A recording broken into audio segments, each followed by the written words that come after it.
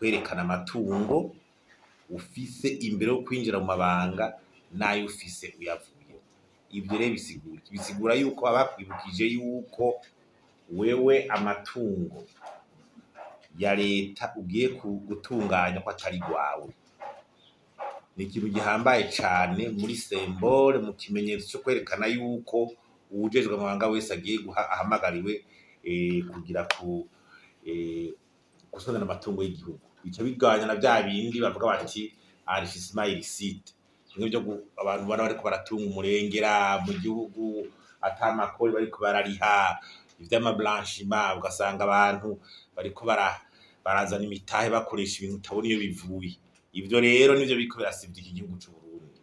Natwe nivuga muri parseme ingene ugushaka kugwanya igiturire kovugwa cane, ico gikorwa kitariko kiraranguka. Nico gituma dusiye gutera kamo abategetsi bo hejuru, ibyo jambo baryumeko baryubahirize, kuko biri mw'ibwirizwa shingiro. Ibwirizwa shingiro bararirahiye, twararitoye, bose barahira kuryubahiriza. Amategeko ajyamuka ko naryo n'irya tegeko rigwanya igiturire. Ntitwokumva rero ingene twuba tuba ngo igiturire ngo tuko turagihasha ibintu bimwe biri mu ngingo y'amategeko bitariko birakurikizwa.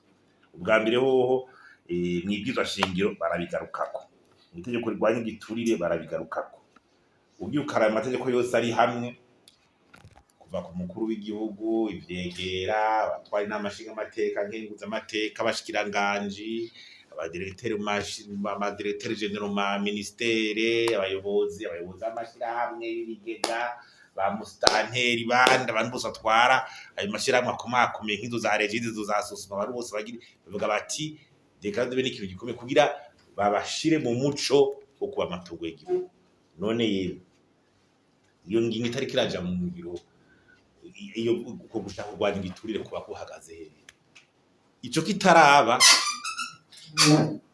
ibyo kugwanya igiturire nta nisanzwe abifatiyeko, ntaba bihagaze kabisa, kuko wabize mw'ibwirizwa shingiro. Twumva n'ingene ikigo kiri mw'ibwirizwa shingiro mugabo nicubahiro. Duteye akamo rero abo vyega bose, turabadondaguye barizi, utarabikora abikore ku neza y'igihugu, ku neza y'izi ngwane turimwo, kugira n'akaro k'abandi babona yuko bategeza kubaha ubwo rwaruka ariko rurakurikira rubonere kwa karorero. Ibi tuva nk'umuntu wamuze mu mabanga ngo yirirwa kurondera ivyo arondera, none yata controle utabimwibukije akomagira nk'abandi.